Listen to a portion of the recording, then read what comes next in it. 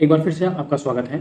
और जैसे कि हम पढ़ रहे थे RAS 2023 फाउंडेशन के लिए, और ये साइंस क्लास है RAS प्रीलिम्स सिलेबस के अनुसार टॉपिक वाइज। तो हमने जो फर्स्ट पार्ट था उसके अंदर हमने टॉपिक वाइज दैनिक जीवन में विज्ञान के मूलभूत तत्वों में चार चीज़ें पढ़ ली थी। कौन कौन से? हाइड्रोजन गैस, ठीक है, सल्फर और हेलोजन। तो वो वीडियो लंबा हो जाता है, इस वजह से मैंने वहाँ पर कट कर दिया। तो आज हम ऑक्सीजन से पार्ट सेकंड इसकी शुरुआत करने जा रहे हैं। अगर आपको ये वीडियो पसंद आया, ठीक है, तो वीडियो को लाइक करें, शेयर करें और चैनल को सब्सक्राइब जरूर करें, ऐसे ही आगे और वीडियो देखने के लिए।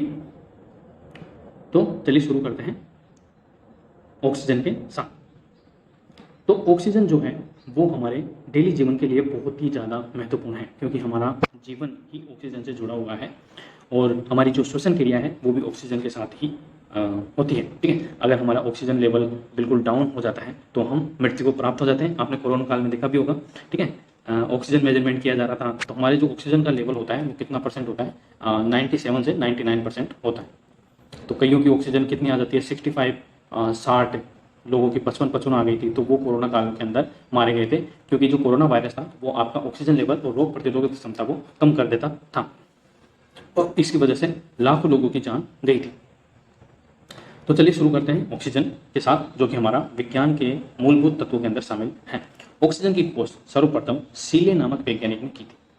किसने की थी? सीले नामक वैज्ञानिक ने की थी। ये आपसे पूछा जा सकता है, इसलिए आपको ध्यान रखना है।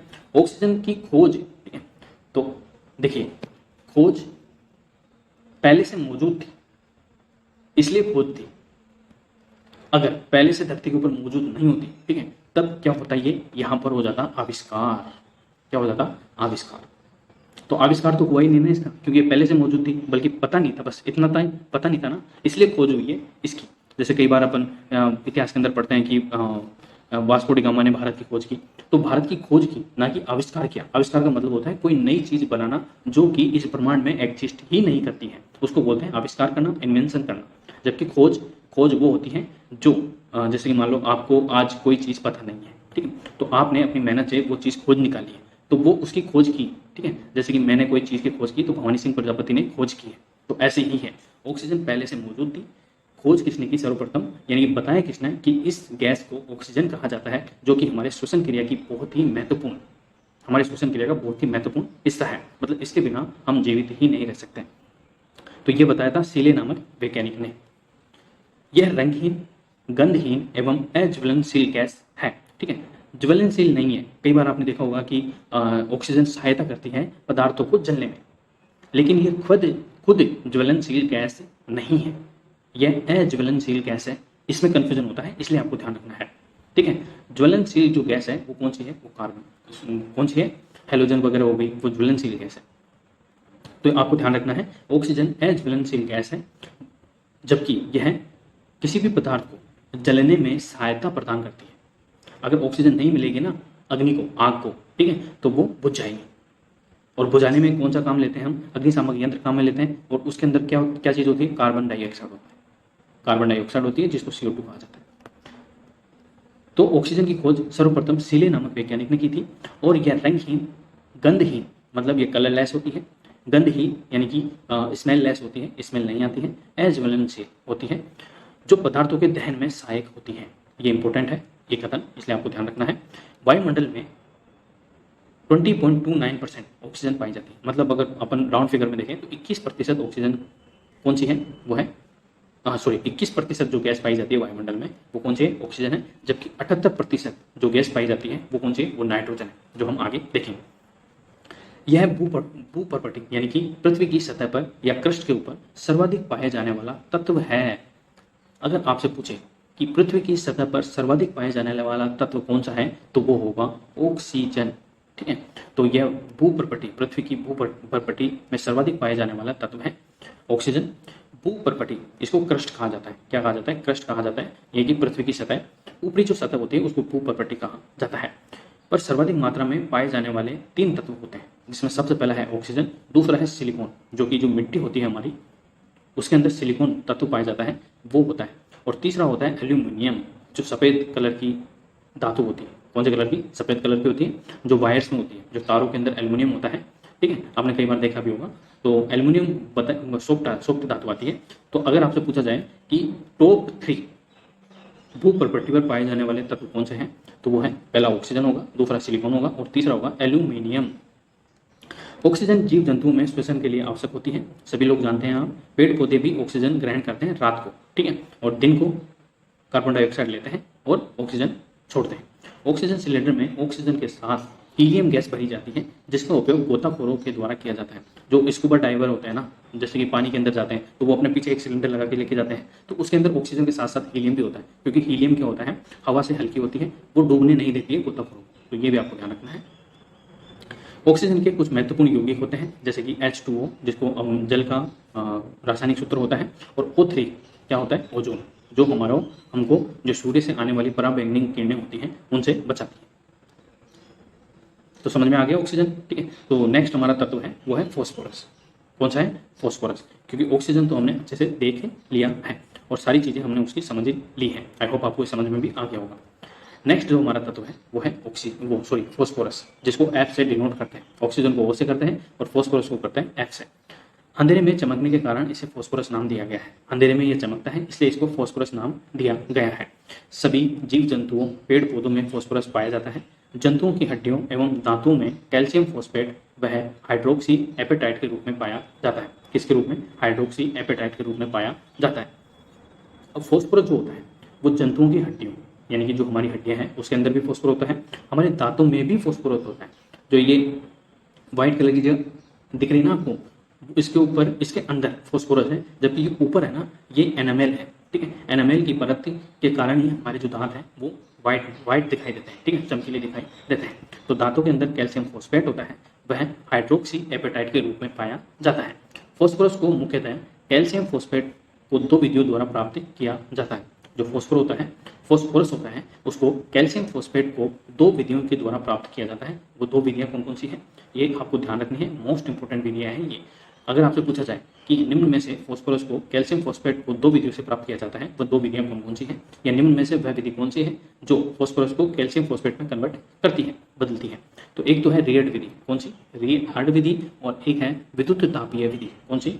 एक तो रिएड विधि होती है और एक होती है विद्युत तापीय विधि। फॉस्फोरस के कई अपरूप पाए जाते हैं, जैसे कि सफेद फॉस्फोरस, लाल फॉस्फोरस, सिंदूरी फॉस्फोरस, काला फॉस्फोरस, ठीक है। तो ये आपको ध्यान रखना है कि जो फॉस्फोरस है उसके कई अपरूप होते हैं। अपरूप का मतलब तो आप जानते होंगे, जैसे कार्बन के अपरूप फुलरिन होता है, ठीक है, और चारकोल होता है, और क्या होता है, हीरा होता है, ठीक है। सफेद फॉस्फोरस वायु में अपने आप ही जलता है, जैसे कि जो हमारा सोडियम होता है, Na होता है। क्या होता है? सोडियम जो धातु होती है हमारी, वो पानी से अगर हल्की सी नमी भी उसको मिल जाती है तो वो ब्लास्ट हो जाता है। क्या हो जाता है? ब्लास्ट हो जाता है। वैसे ही हमारा जो सफेद फॉस्फोरस है वो हवा के अंदर अपने आप ही जलता है। सेफ्टी माचिस में लाल फॉस्फोरस का इस्तेमाल किया जाता है। किसका? लाल फॉस्फोरस का इस्तेमाल किया जाता है।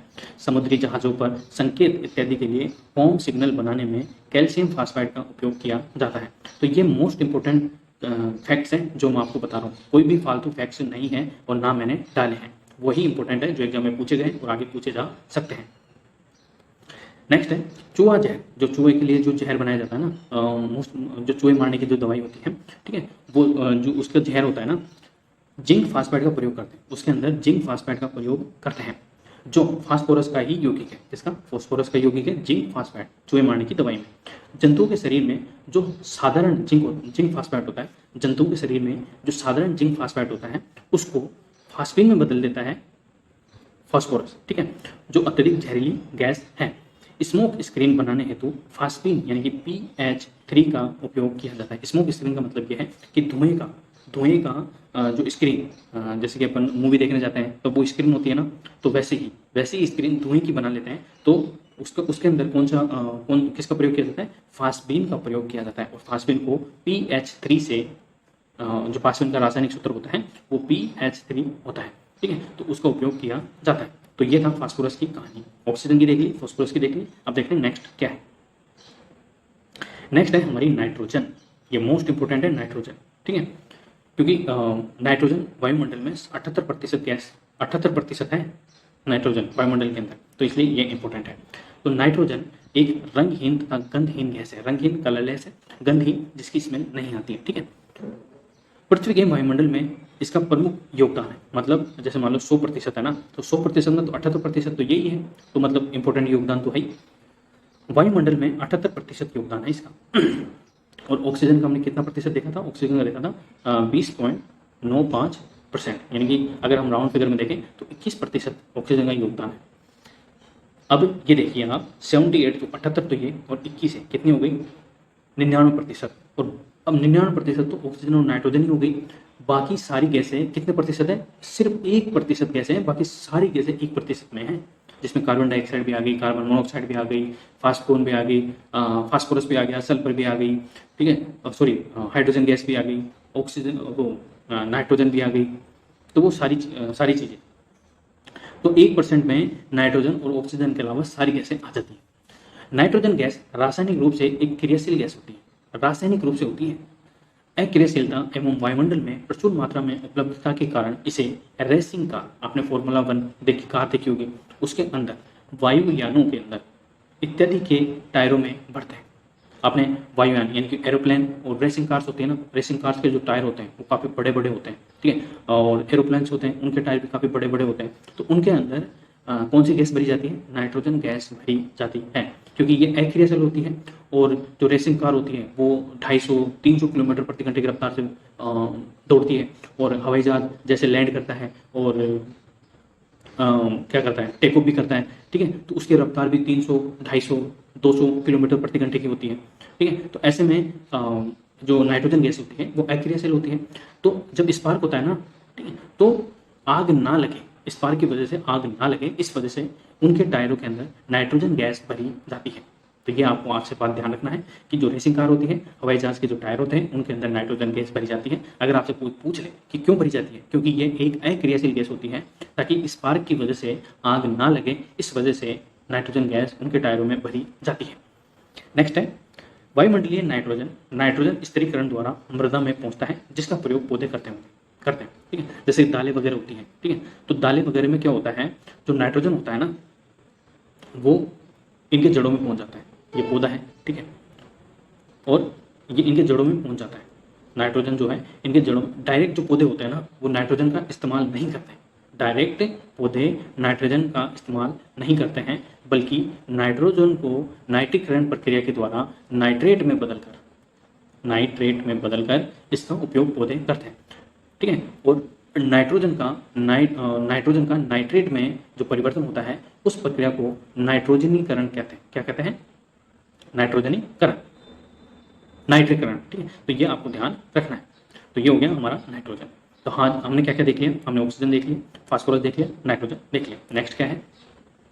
नेक्स्ट है हमारा अभ्रक। अभ्रक आपने देखा होगा, एकदम चमकीला सा पदार्थ होता है, चमकीले से छोटे पतले पतले से होते हैं। मिट्टी में आपने देखा होगा कोई चमकीली सी चीज़ दिखाई देती है, ठीक है, तो उसको अभ्रक कहा जाता है, और इंग्लिश में कहा जाता है इसको माइका। यह एक जटिल सिलिकेट यौगिक है, मतलब सिलिका का यौगिक है, जिसमें पोटेशियम, सोडियम और लिथियम जैसे तत्व भी पाए जाते हैं। जिसमें पोटेशियम भी होता है, ठीक है, पोटेशियम को K से डिनोट करते हैं, सोडियम को Na से डिनोट करते हैं, और लिथियम को Li से डिनोट करते हैं। तो ये भी आपको ध्यान रखना है कि यह एक सिलिकेट का यौगिक है, मतलब सिलिका का ही यौगिक है अभ्रक, माइका जिसको कहा जाता है, जिसमें पोटेशियम, सोडियम और लिथियम जैसे तत्व भी पाए जाते हैं। यह उष्मा का चालक, मतलब ऊर्जा, जो उष्मा हीट होती है, ठीक है, हीट होती है ना, उष्मा होती है, उसका तो चालक होता है, लेकिन विद्युत का, इलेक्ट्रिसिटी का, बिजली का कुचालक होता है। इसलिए इसके काफ़ी बिजली के उपकरण बनाए जाते हैं। आपने चीनी मिट्टी के उपकरण सुने होंगे, ठीक है, वो इसी से बनाए जाते हैं। तो ये भी हमने देख लिया। नेक्स्ट है हमारा सिलिकॉन। इसी से अभ्रक निकलता है, माइका निकलती है, वो हमने देख लिया पहले। सिलिकॉन कठोर एवं भंगुर क्रिस्टलीय उपधातु है। कौन से? क्रिस्टलीय उपधातु है। भंगुर मतलब, भंगुर का मतलब ये होता है जैसे कि आप मतलब बहुत ताकत से अगर आप इसको दबा दोगे, ठीक है, या हथौड़ा मार दोगे तो ये क्या, बिखर जाएगा। और जो धातु बिखर जाती है हथौड़ा मारने पे या चोट मारने पे, उसको भंगुर कहा जाता है, यानी कि ब्रिटलनेस इसके अंदर होती है, लेकिन होता कठोर है। यह एक अर्धचालक है। अर्धचालक का मतलब ये होता है कि कभी चल भी जाता है, कभी नहीं भी चला, ठीक है। किस्मत अच्छी हुई तब तो अर्धचालक, और किस्मत खराब हुई तब क्या हो गया, चैट के मर जाओगे, करंट लग के मर जाओगे। सिलिकॉन भू प्रॉपर्टी में दूसरा सर्वाधिक पाया जाने वाला तत्व है। पहला कौन सा है? ऑक्सीजन था। दूसरा कौन सा है? सिलिकॉन था, ठीक है, और तीसरा कौन सा था? एल्यूमिनियम। तो ये आपको ध्यान रखना है, पहला ऑक्सीजन, दूसरा सिलिकॉन और तीसरा एल्यूमिनियम। तो सिलिकॉन भू प्रॉपर्टी पर यानी कि पृथ्वी की सतह पर दूसरा सर्वाधिक पाया जाने वाला तत्व है। यह है रेत, चिकनी मिट्टी आदि में पाया जाता है। चिकनी मिट्टी को क्या कहा जाता है? क्ले कहा जाता है। और यह राजस्थान के थार के मुस्तल में बहुत अधिक मात्रा में मिलता है। अति शुद्ध सिलिकॉन प्राप्त करने के लिए जोन शोधन यानी कि जोन रिफाइनिंग विधि अपनाते हैं। अगर आपको प्योर फॉर्म ऑफ सिलिका चाहिए, ठीक है, सिलिकॉन का प्योर फॉर्म चाहिए, उसके लिए आपको जोन शोधन विधि अपनानी पड़ेगी, जिसको जोन रिफाइनिंग कहा जाता है। इसका उपयोग ट्रांजिस्टर, सोलर पैनल, जो सोलर पैनल होता है ना, जिससे अपन प्रकाश, सूर्य प्रकाश से वो ऊर्जा ग्रहण करते हैं और उसको विद्युत में बदल देते हैं, इलेक्ट्रिसिटी में बदल देते हैं, उनको सोलर पैनल कहा जाता है। माइक्रो प्रोसेसरों के निर्माण में किया जाता है और कई मिश्र धातुओं में भी इसका उपयोग किया जाता है। ठीक है, तो ये भी आपको समझ में आ गया होगा। नेक्स्ट हम देखते हैं, अब सिलिकॉन के जो यौगिक हैं वो देख लेते हैं कौन कौन से। तो एक तो सिलिकॉन का यौगिक कार्बोरेंडम या सिलिकॉन कार्बाइड SiC कहा, एक तो SiC है और दूसरा है कांच, जो हमारा मिरर होता है, सॉरी मिरर नहीं, ग्लास, ठीक है, कांच। कार्बोरेंडम या सिलिकॉन कार्बाइड, जिसको SiC से डिनोट करते हैं, ये सिलिकॉन के यौगिक है। किसके यौगिक है? सिलिकॉन के यौगिक है।